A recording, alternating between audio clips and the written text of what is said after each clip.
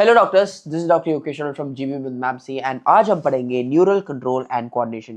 Guys, you guys just have 2 to 3 weeks left for NEET UG exam, so keep revising hard. मेरा एक pro tip है.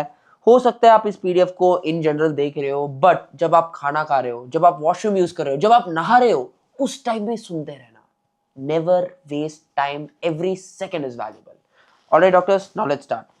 Now, coordination क्या है? It is the process through which two or more organs interact and complement the function of one another. Now, neural system है, endocrine system है, दोनों coordinate करेंगे. They jointly coordinate and integrate all the activities of organs so that they function in a synchronized fashion. And doctors, मेरे को बहुत सारे DMs और messages आ रहे हैं saying that they are feeling very anxious, उनको panic attacks हो रहा है. So stay tuned. At the end of the video, I will tell a simple trick. Alright? Now, endocrine system, they provide chemical integration through hormones, but the neural system, it is the organized network of point-to-point connection for quick coordination. It coordinates metabolic as well as homeostatic activities of all the organs. अब समझेंगे neural system. It is composed of highly specialized cells known as neurons, and it is present in all the animals. ये क्या करता है? They detect, receive and transmit different kinds of stimuli. Now, animals में lower invertebrates, example hydra, they are very simple network of neurons. मतलब brain नहीं है. Just like your ex. Next is insects. They are better organized, but brain है with neural tissue and ganglia is present. So brain plus neural tissue plus ganglia. Next is vertebrates. These are humans. We are more developed where we can write, talk, eat and do everything. अब समझेंगे human neural system. इसमें दो parts होता है, central neural system and peripheral neural system. Central neural system में क्या होता है? Brain and spinal cord. It is a site of information processing and control. Now peripheral neural system में क्या होता है? They comprise of all the nerves of the body associated with the CNS. अब इसमें दो टाइप्स होता है, afferent fibres, efferent fibres. Now if this is your brain, spinal cord, ये जो nerves, there are fibres which go like this and there are fibres which come like this. तो fibres which come towards the CNS जो आ रहा है, these are known as efferent, A for efferent, but those fibers which go away are known as efferent fibers. So efferent fibers are tissue organs to CNS, efferent fibers are CNS to tissue or organs. ठीक है? Now autonomic neural system has two parts, sympathetic neural system and parasympathetic neural system. Sympathetic में क्या होता है? Fight and flight system है. Parasympathetic में क्या होता है? रेस्ट एंड डाइजेस्ट सिस्टम है. So sympathetic you become very fight flight, पूरा एकदम हार्ट रेट पूरा बढ़ जाता है. पैरासिम्पैथेटिक एकदम relax and digest. Now visceral nervous system. Viscera मतलब क्या है? ये हमारा ऑर्गन्स है. ठीक है? So it is a part of our peripheral nervous system. अब इसमें बेसिकली क्या होता है? सीएनएस से हमारा विसरा जाता है और विसरा से हमारा सीएनएस वापस आता है. कुछ नहीं, विसरा क्या है? हमारा organs. So it comprises of a whole complex of nerves, fibers, ganglia and plexuses by which impulses travel from CNS to the viscera and vice versa. Alright doctors, are we clear? अब समझेंगे neuron. इसमें तीन parts है, dendrites, cell body and axon. ये तीन सबसे important है. ठीक है? अब न्यूरॉन क्या है? डेफिनेशन क्या है? Structural and functional unit of the nervous system. They are excitable cells due to a differential concentration gradient of ions across the membrane. अब समझेंगे microscopic structure. It is composed of dendrites, cell body and axons. Dendrites क्या है? ऐसा बार जो branches होते हैं ना, this is known as dendrites. ठीक है? वो क्या है? They are short fibers branch repeatedly and they project out of the cell body. इसमें nacelles granules होता है and they transmit impulses towards the cell body. ये बहुत important है. ठीक है?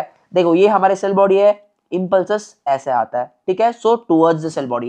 एक्सॉन में एक और एक इंपॉर्टेंट पार्ट है, एनसीईआरटी में एक लाइन है, axon transmit nerve impulses away from the cell body. तो ये इसी डायरेक्शन में जाता है. ऑलराइट, नाउ सेल बॉडी क्या है? It contains cytoplasm, cellular organelles, nasal granules which is the granular bodies. ये जो बॉडीज है ना, डॉट ये है वो ग्रैन्यूल्स. ठीक है? सो ऑलवेज रिमेंबर, ये जो ग्रैन्यूल्स है डेंड्राइट्स में भी है, सेल बॉडी में भी है. And they transmit impulses towards the axon, which is obvious, है ना? अब समझेंगे axon. It is a long fiber and the distal end of it is branched. Now each branch terminates like a bulb-like structure, है ना? Now this is known as a synaptic knob. And this synaptic knob releases synaptic vesicles. Each vesicle contains क्या? Neurotransmitter. Now the axon transmits nerve impulse, है ना, या nerve impulse transmit करता है away from the cell body, right? So the axon transmits nerve impulse away from the cell body to synapse or neuromuscular junction, ठीक है, क्योंकि इस तरफ हमारा synapse है, NMJ neuromuscular junction रहेगा, so it transmits impulse in this way. Now based on axons and dendrites, neurons are divided into multipolar, bipolar and unipolar. Multipolar में क्या है? One axon with more than two dendrites, ठीक है. Example cerebral cortex. Bipolar, one axon plus one dendrite. Example my retina of the eye, ठीक है. Unipolar में क्या है? Cell body plus one axon, एक ही डायरेक्शन में है and it is found in the embryonic stage, ठीक है. ओके डॉक्टर्स, अभी क्लियर? ऑलराइट. अब समझेंगे एक्सॉन. इसमें दो टाइप्स होता है, माइलिनेटेड एंड अनमाइलिनेटेड, ठीक है. माइलिनेटेड में कुछ नहीं, देखो ये हमारे एक्सॉन है, ऐसे ऊपर ऐसा माइलिन जैसा होता है, ठीक है. these structures are known as myelin, so they are enveloped with Schwann cells, यहाँ एक Schwann cells होता है which form the myelin sheath around the axon. Now the gaps between two adjacent myelin sheaths are known as nodes of Ranvier. देखो ऐसा होता है ना, तो इसके पीछे जो गैप्स होता है ना, इसको नोड्स ऑफ रैनवियर कहता है. They are found in spinal and cranial nerves. अब अनमाइलिनेटेड क्या है? They are enclosed by Schwann cells that do not form myelin sheath around the axon. कहाँ मिलते हैं? They are found in autonomous and somatic neural system. Okay doctors, are we clear? Okay doctors, अब हम समझेंगे generation and conduction of nerve impulses. Now neural membrane consists of different type of ion channels which are selectively permeable to different ions, ठीक है. Okay doctors, in resting or polarized state, the neuron is not conducting any impulse, ठीक है. Now the membrane is more permeable to K+, तो K+ तो अच्छा खासा permeability है and it is nearly impermeable to sodium ions, मतलब sodium is nearly impermeable, मतलब almost नहीं जाएगा. And negatively charge proteins in the external plasm, ये दोनों नियरली impermeable है, ठीक है. Now look at this diagram. So potassium अच्छा खासा अंदर और बाहर जा रहा है, सोडियम इज नियरली impermeable, मतलब थोड़ा बहुत जा सकता है, and negative charge is also nearly impermeable. Now axoplasm has a high concentration of K+ ions and negatively charge protein. तो ये जो सेंटर पार्ट है is has a high concentration of K+ and negative charge, and the fluid outside the axon has a high concentration of sodium, है ना. This forms the formation of concentration gradient, ठीक है.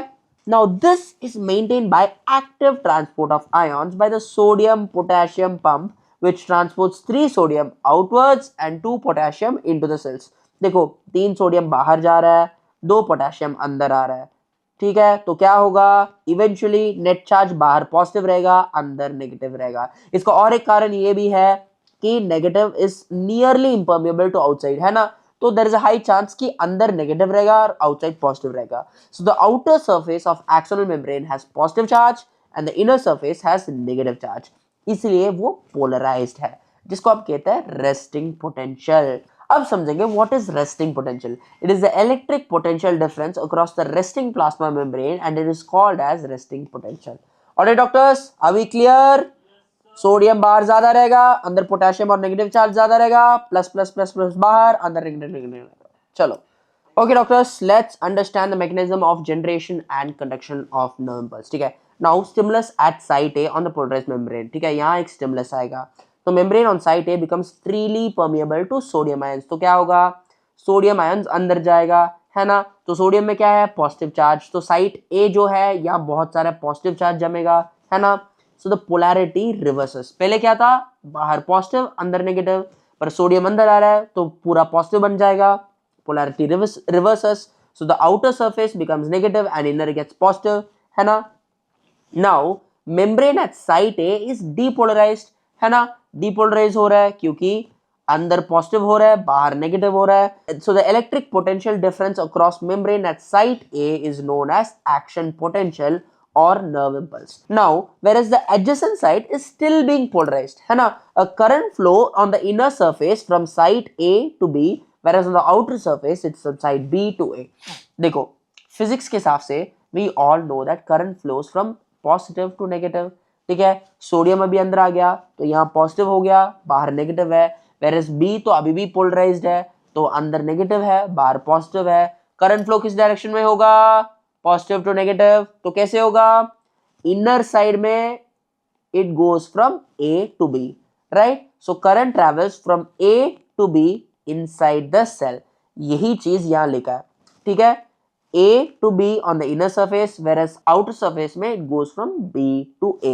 So polarity at side B is reversed and action potential is generated at side B. ठीक है, तो यहाँ क्या होगा, सोडियम बाहर आएगा, it gets repolarized and point B में इट गेट्स depolarized. ठीक है, so this is how the impulse is conducted. In this manner, impulse is transmitted from site A to B and the sequence is carried on along the length of axon, and this is how the impulse is conducted. Okay doctors, are we clear? All right. अब जैसे हमने देखा impulse current is carried along the entire axon, है ना, तो पहले polarise था, फिर डीपोलराइज हुआ, फिर रिपोलराइजेशन भी होना चाहिए, है ना, तो उसके लिए क्या होगा, ये जो पोटेशियम चैनल्स है दे मूव आउटसाइड, है ना, K+ ions diffuse outside and eventually there is repolarization of the membrane. ठीक है, so rise in sodium permeability is very short lived. This is followed by rise in potassium permeability. तो K+ diffuses out, है ना, in fraction of seconds, restoring the resting potential. So fiber becomes responsive to other stimulus. फिर से वो polarized हो जाता है. Now let's see the transmission of impulses. Okay doctor? Now transmission of nerve impulses from one neuron to another occurs through a synapse, है ना. It is formed by membranes of presynaptic neuron and postsynaptic neuron. ठीक है, ये जो part है ये है प्रीसाइनाप्टिक और ये जो है ये है पोस्टसाइनाप्टिक. और okay doctors, now synapse two types है, एक है इलेक्ट्रिकल और दूसरा है केमिकल. इलेक्ट्रिकल मतलब इलेक्ट्रिक क्या होगा, शॉक, बहुत फास्ट, राइट, केमिकल बहुत स्लो. ठीक है, नाउ नाउ इलेक्ट्रिकल जैसे हमने देखा pre and post synaptic neurons होगा, they are in very close proximity, है ना, फास्ट है तो ऑब्वियसली क्लोज है ना. Electric current can flow from one to another neuron directly. Impulse transmission is very fast and they are rare in a system, थोड़ा rare है ना. Now the transmission of impulse is very similar to impulse conduction along a single axon, है ना. Now coming to chemicals. Now chemical synapse में भी pre और post synaptic neuron है, but यहाँ it is separated by a fluid filled space जिसको हम कहते हैं synaptic cleft. तो अगर यहाँ पानी है तो गैप तो होगा, डिस्टेंस भी ज्यादा होगा, and these chemicals are known as neurotransmitters which are involved. तो यहाँ जो गैप है इसके बीच में छोटे छोटे न्यूरोट्रांसमीटर्स जाएंगे which transmit the information. Now the axon terminals with vesicles are known as neurotransmitters. ठीक है, so impulse arrives at axon terminals, movement of synaptic vesicles, they are stimulated towards the membrane, vesicles fuse with plasma membrane, release of neurotransmitters in the synaptic cleft, and neurotransmitters bind to specific receptors which are present on the postsynaptic membrane. This leads to opening of ion channels, allowing entry of ions and generation of new potential in postsynaptic neuron, and this leads to new potential which can be excitatory or inhibitory. Now one curious question, if there is any defect in chemical neurotransmission, it leads to one famous disease. Can you guess? Comments में बताना. ठीक है, अब समझेंगे central nervous system. This is the central information processing organ of a body. It acts as command and control system. ठीक है, अब CNS का फंक्शंस क्या क्या है, it controls voluntary movements, balance of the body, thermoregulation, hunger, thirst, circadian cycle, hearing, speech, emotion and function of vital involuntary organs like lungs, hearts and kidneys. Alright doctors, coming to the last slide, we are going to understand the parts of CNS. Alright doctors, now let's understand the coverings of the brain. ठीक है, outermost part skull, and ये जो बीच का layering है ना ये बहुत मुश्किल होता है मेरे लिए. ठीक है, so इसके लिए I have a simple mnemonic, DAP, DAP. D for dura mater, A for arachnoid matter, P for pia mater. ठीक है, जो डूरा के नीचे होता है वो सबड्यूरल स्पेस, जो एराक्नॉइड के नीचे होता है वो सब एराक्नॉइड स्पेस. ठीक है, so this goes from outer to inner layer. ठीक है, okay doctors, now let's try to understand the parts of your beautiful brain if you have one. ठीक है, नाउ फोर ब्रेन में तीन पार्ट्स होते हैं, thalamus, cerebrum and hypothalamus. Now the thalamus, the cerebrum wraps around the thalamus. ठीक है, it is responsible for major coordination. It is a center for motor and sensory signaling. ठीक है, now hypothalamus controls temperature, urge for eating, drinking, and it contains a group of neurosecretory cells which secrete hormones known as hypothalamic hormones. I think we've already covered this in our previous topic. अब समझेंगे cerebrum. ठीक है, it forms the major part. Now it is divided into two left and right cerebral hemispheres by a deep cleft. है ना? Now the hemispheres are connected by a tract of nerve fibers जिसको हम कहते हैं corpus callosum. Now the cerebral cortex is a layer of cells which covers the hemisphere. Now the cortex is thrown into prominent folds. ठीक है, Now this is referred as gray matter. Neuron cell bodies are concentrated over here. ठीक है? Now the inner part of cerebral hemispheres is a fiber of tract covered by myelin sheath, and they give a opaque white appearance to the layer which is known as white matter. Now I'll give you a simple trick. ठीक है? ये हमारा brain है. White चीज जो सफेद है वो बहुत इजीली गंदे हो जाता है ना, so they are usually inside to keep it clean, and the outer part is usually grey, है ना. Just a simple trick. Now cerebral cortex. ठीक है. Sensory areas, motor areas and association areas. Sensory नाम से पता चल रहा है सेंसरी, मोटर नाम से पता चल रहा है motor, association areas complex functions like intersensory, association, memory and communication. ये चीज याद रखना है ना. And association areas are large areas neither with motor nor with sensory in function. मतलब ना इधर का ना उधर का, है ना. Now thalamus हो गया, cerebrum हो गया, hypothalamus हो गया. Now let's understand midbrain. Midbrain क्या है? नाम से पता चला है मिडिल में है. Located between thalamus and hypothalamus and pons. It has a canal known as cerebral aqueduct. Duct मतलब क्या है? Duct. Canal जैसे दिख रहा है ना, बस इतना ही याद रखना है. ठीक है. Aqueduct passes through it. Now the dorsal portion of midbrain consists of 4 round swelling जिसको हम कहते हैं corpora quadrigemina. Quad का मतलब क्या है? 4. बस इतना ही याद रखना है. It receives, integrates visual and tactile and auditory inputs. ठीक है. Now next on the list is hindbrain, pons, medulla and cerebellum. ठीक है. Now pons consists of fiber tracts that interconnect different regions of brains, है ना. Interconnect करता है. Now medulla, also known as the medulla oblongata, connects to spinal cord, which contains centers which control respiration, gastric secretion and cardiovascular reflexes. तो बहुत ही important जगह है. ठीक है. Now cerebellum, convoluted surface. इसका मतलब क्या है? ऐसा convoluted है ना. Convoluted surface to provide additional space for many neurons. तो ऐसा है तो ज्यादा जगह बनेगा, है ना. So it integrates info from semicircular canals of the ear and auditory system. ठीक है. Now let's go to the limbic lobe or the limbic system. Now inner parts of the cerebral hemisphere and a group of associated deep structures like amygdala, hippocampus form this complex structure. So along with the hypothalamus, it is involved in regulation of sexual behavior, expression of emotional reactions and motivation. So the limbic lobe or the limbic system is the inner parts of cerebral hemisphere along with amygdala, hippocampus along with hypothalamus. ठीक है. Now brainstem is equal to midbrain plus pons plus medulla oblongata, which connects the brain and spinal cord. Alright doctor, that's it for today's video. My telegram link is in the bio. वहाँ आपको सारे notes मिल जाएगा. You will get regular motivation tips from me and you will get to see a part of my journey too. And stay tuned. I really appreciate some feedback. आपको कुछ भी चाहिए, any help, कुछ भी चाहिए, just put your message over there and I'll be there.